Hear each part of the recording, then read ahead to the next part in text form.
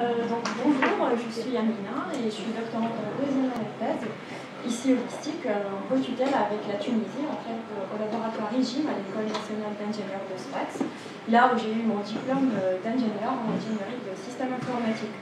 Du coup, aujourd'hui, je vous présente les travaux de la thèse intitulée Big Data, Machine Learning et imagerie satellitaire, avec une application un peu spécifique à l'emploi de deep learning pour la segmentation sémantique des images satellitaires multispectrales aussi bien que hyperspectrales.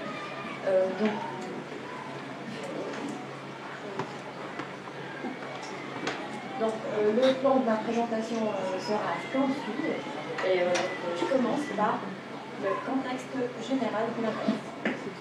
En fait, les travaux de ma thèse reposent sur 3 piliers principaux. 1.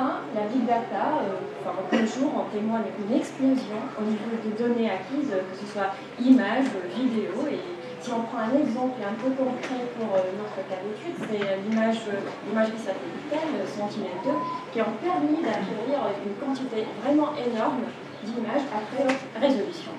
Deuxième pilier, c'est la machine learning avec toutes ces approches supervisées, non supervisées ou autonomes avec le retour en force des réseaux neuraux et le deep learning. On cherche alors à appliquer des approches de machine learning plutôt destinées big data à une application un peu spécifique qui est l'imagerie satellitaire. Pourquoi l'imagerie satellitaire? C'est parce que de nos jours, on remarque vraiment que l'imagerie satellitaire joue un rôle important dans différents domaines, que ce soit l'agriculture, l'étude de la terre ou de la population. Et donc, dans ce qui suit, on va prouver notre concept qui est l'emploi des méthodes machine learning pour l'imagerie satellitaire. La question qui se posait au début, c'est à quel point est-ce que les méthodes machine learning peuvent être efficaces dans des cas d'études appliqués à l'imagerie satellitaire. Comme première application, on avait recours à 2 approches. Une, les sacs de mots visuels, et 2, le deep learning avec le fine-tuning.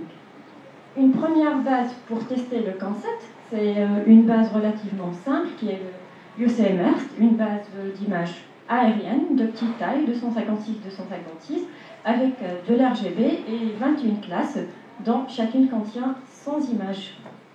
Donc, 2 premières approches. Au début, c'était les sacs de mots visuels. Donc, pour le sac de mots visuels, le principe est simple. On représente chaque image comme un ensemble de mots visuels. On détecte comme première phase soit les points clés, soit on divise l'image en petits patchs. Pour chaque point, on extrait des descripteurs, que ce soit les SIFT, les SURF. On utilise après donc des clusters, comme les KNN, pour créer un ensemble de mots visuels et donc un vocabulaire de mots visuels. Après, on entraîne le système en extractant un histogramme visuel, donc calculer le nombre d'occurrences de chaque mot visuel dans l'image et donc extraire l'histogramme visuel. À la fin, donc, on utilise un classificateur SVM pour juger la classe à laquelle appartient l'image. Ce type de méthode est donc une méthode un peu classique, ce qu'on appelle le shallow, une méthode superficielle. Donc, on avait recours à une deuxième méthode, le deep learning, qui utilise différentes couches pour étudier profondément les images. Donc, il crée différents niveaux d'abstraction pour bien explorer le contenu des images. Il y a donc différents types de couches, que ce soit les couches de convolution, les couches de pooling qui permettent la réduction dans l'espace de représentation, ainsi de suite. Donc, jusque-là, on avait testé sur la base UCMERST avec différents dérivés des sacs de mots visuels, ainsi que le fine-tuning de deep learning. Le fine-tuning, c'est en fait réadapter les dernières couches d'une architecture classique de deep learning, comme l'AlexNet, qui était déjà pré-entraîné pour d'autres objectifs.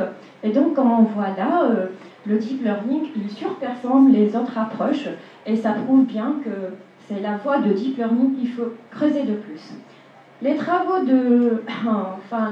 présentés dans son tableau ont fait donc le contenu d'un communiqué dans une conférence internationale. 2, donc on passe à l'application, l'emploi de deep learning pour l'imagerie satellitaire. Quand on examine le principe deep learning plus imagerie satellitaire, on remarque qu'il y a principalement 2 challenges qu'on se trouve face avec, c'est de 1, la richesse des composantes non seulement spatiales des images, mais plutôt à la fois spatiales, spectrales, aussi bien que temporelles.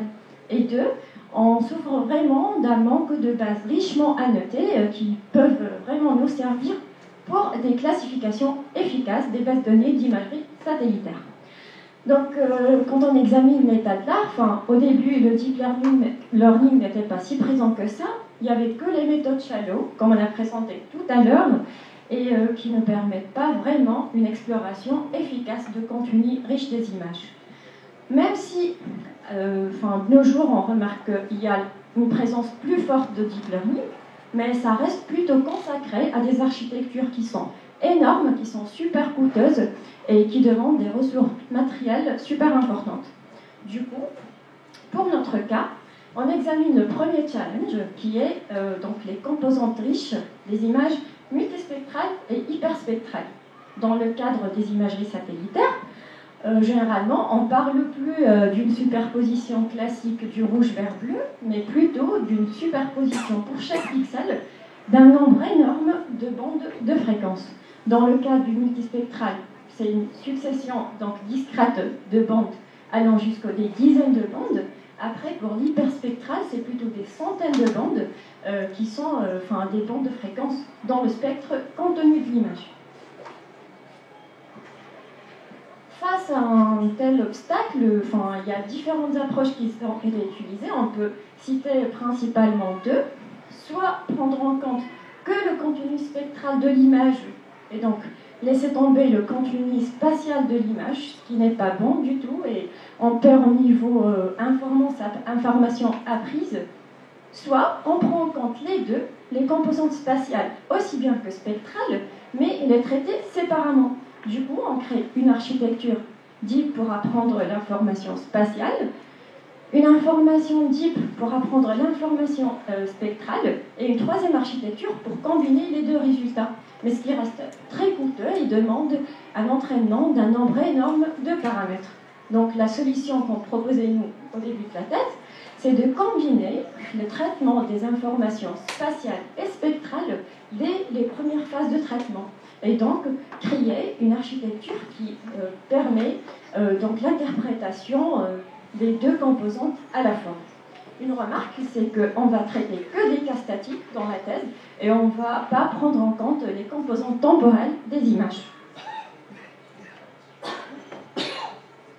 Donc, la segmentation sémantique en application choisie pour le reste de la thèse, qui va bien avec le concept d'imagerie satellitaire, appliqué à 2 cas d'étude. Premier cas d'étude, c'est que le cas idéal, là on dispose de bases de données richement annotées. Et deuxième cas d'étude, le cas un peu plus réel, dont on ne dispose pas vraiment de bases de données richement annotées.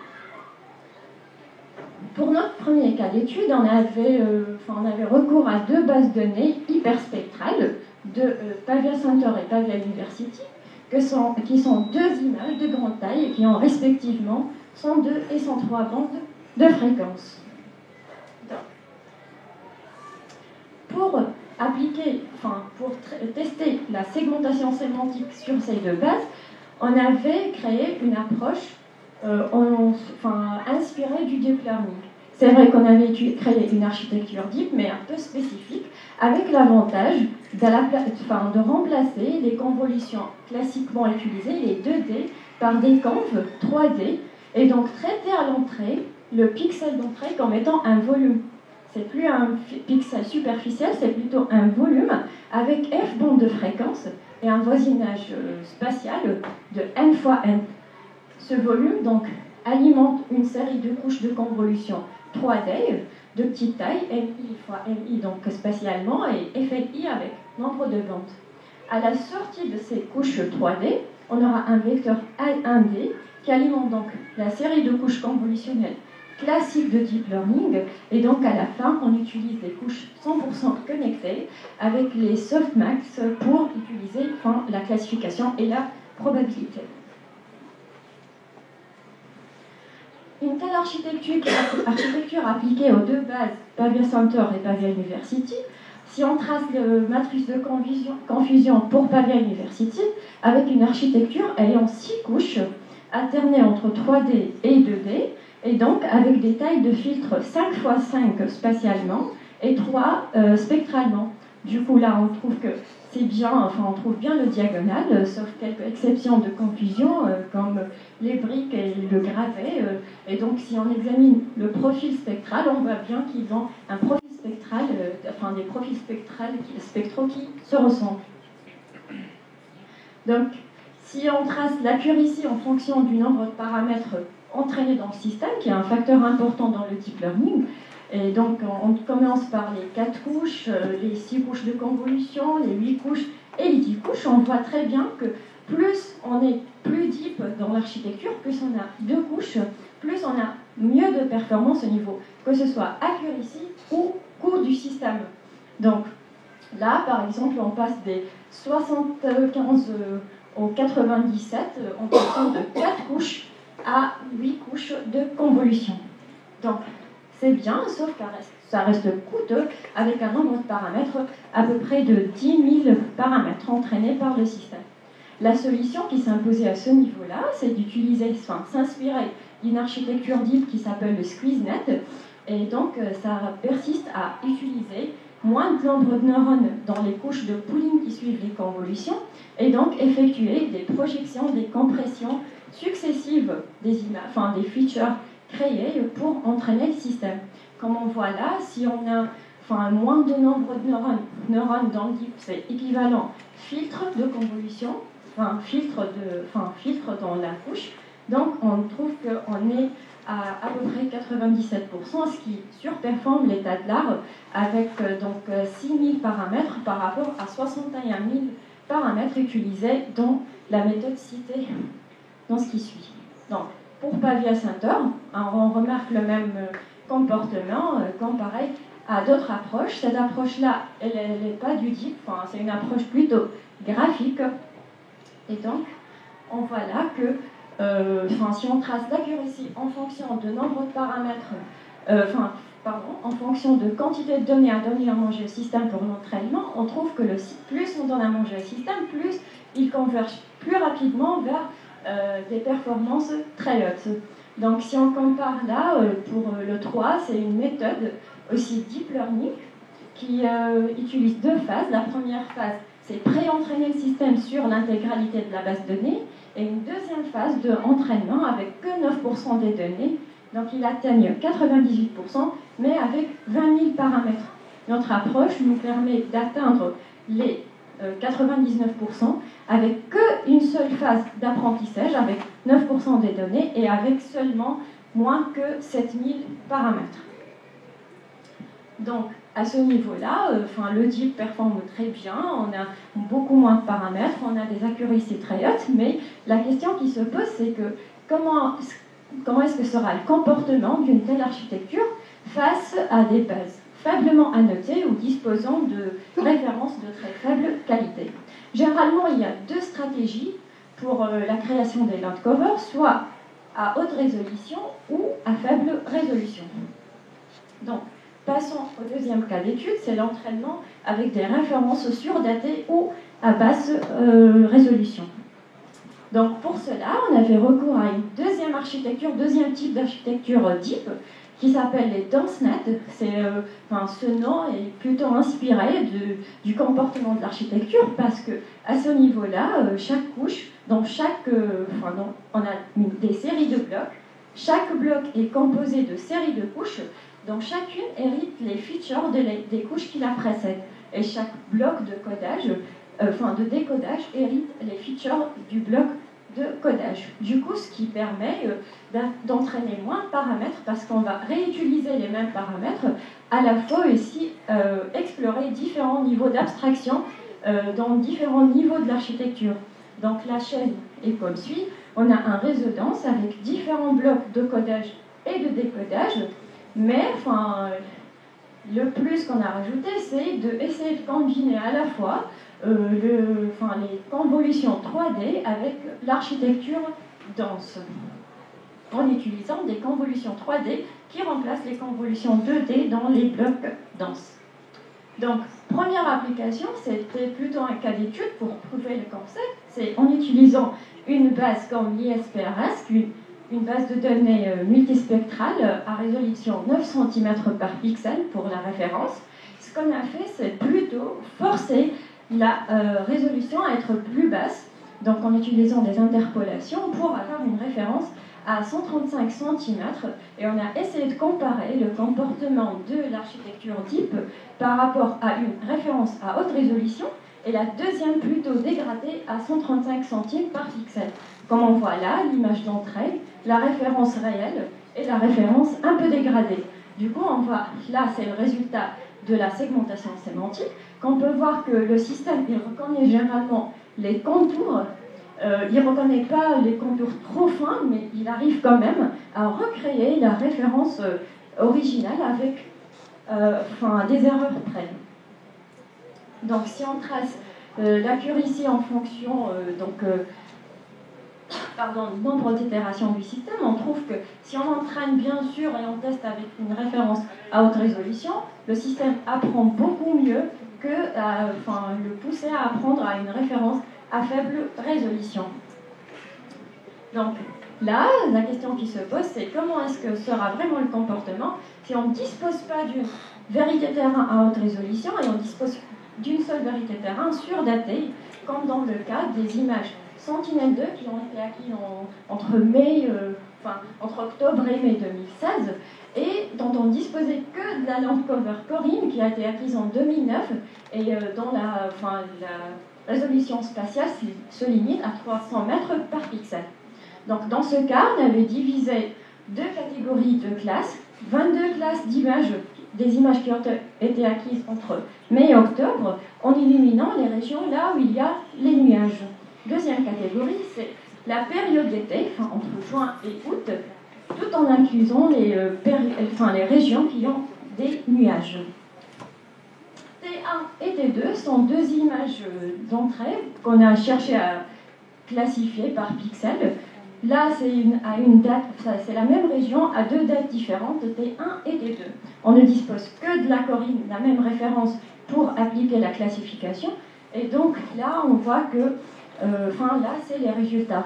Cela prouve que vraiment, notre système permet généralement de recréer l'image, mais c'est surtout performant avec des régions qui sont stables, qui sont larges et qui sont surtout homogènes. Donc pour les régions qui sont plutôt hétérogènes, on peut appliquer des estimations à faible résolution, donc en ayant recours à des approches plutôt plus coûteuses comme les SegNet. Dans ce cas-là, donc les deux premières stratégies, il estime la feature map à haute résolution. Donc là, c'est plutôt un nombre de paramètres moins important avec des accuracies allant jusqu'aux 50%, mais en utilisant donc les SegNet pour les régions larges, hétérogènes, c'est vrai que c'est plutôt plus coûteux, mais on atteint les 80%. Donc les SegNet permettent une classification plus précise par pixel. Donc, pour ce qui reste de la thèse, il y a deux chemins. De un, c'est finaliser les travaux qui ont été faits récemment, et cela par donc enrichir les méthodes comme les DenseNet, avoir recours à d'autres méthodes plus récentes comme les ResNet, et donc utiliser des bases de Sentinel plutôt plus larges, plutôt aussi à avoir des méthodes de prédiction des feature maps plus précises. Une fois on a finalisé ces travaux, la dernière phase de la thèse sera donc d'avoir recours à la troisième partie, c'est quand on ne dispose vraiment pas de référence et on veut classifier des images d'une façon non supervisée. Donc on aura peut-être recours pour le moment à des modèles génératifs et sinon avoir aussi recours à des architectures DEEP déjà pré-entraînées pour le fine-tuning. Jusque-là, donc, on a trois papiers conf qui ont été acceptés dans IM, BIDS et IGARS. Et donc, on a soumis un papier revue dans IGARS. Et merci.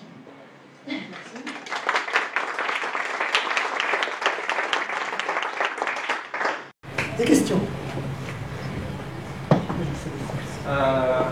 Une question technique, parce que moi je ne suis pas trop du domaine. C'est tout ça demande beaucoup de puissance de calcul. Donc j'imagine que tu as un prototype et ça tourne, ça peut tourner sur une seule petite machine, une grosse machine, ou c'est distribué sur plusieurs machines? Pour les premiers calculs de tout ce qui est hyperspectral, c'était sur ma machine. Ça prenait, au début ça prenait une journée, là c'est 2-3 heures. Et pour le multispectral, ça tourne sur Most, tu l'as. Et tu utilises combien de nœuds? Sur un gros nœud ou c'est distribué sur plusieurs? Pour le moment, c'est qu'un seul. D'accord. C'est un GPU. Ouais. C'est-à-dire que c'est sur du GPU. Ouais. Comment s'est faite la recherche du bloc tu as pris 3 bandes spectrales et puis du 5.5 au niveau du spatial? Est-ce que d'autres architectures, 7 en spectral, 3.3 en spatial ou 7.7, comment tu as procédé? On a testé pas mal d'architectures, pas mal de combinaisons, que ce soit spatialement et spectralement. À la fin, en plus, c'est plutôt dépendant de la base, surtout spatialement. Par exemple, Pavia University, Pavia Center, ce sont deux bases qui se ressemblent trop. Par contre, quand on a des régions un peu différentes, on avait par exemple pour Pavia University des filtres de taille 3.3.3 qui performaient les mieux. Après, pour Pavia Center, on avait du 5.5.3 qui donnait le mieux. Du coup, après, ça reste plutôt dépendant de la base que une stratégie plutôt la même pour toutes les bases. Ce qui est plutôt un problème avec le deep learning, parce que là c'est empirique, et on se rend compte qu'on ne trouve pas une architecture qui puisse convenir à deux applications différentes. C'est un constat et pour le moment, c'est un des éléments principaux de la discussion. Les réseaux de neurones ont été tués pendant 25 ans, tout simplement parce que c'est un peu empirique, on ne savait pas comment ça marche. L'intérêt du DIP, c'est qu'on commence à comprendre comment ça marche, mais il y a une part non négligeable d'empirique. sur le choix de l'architecture, il y a encore beaucoup d'empirique.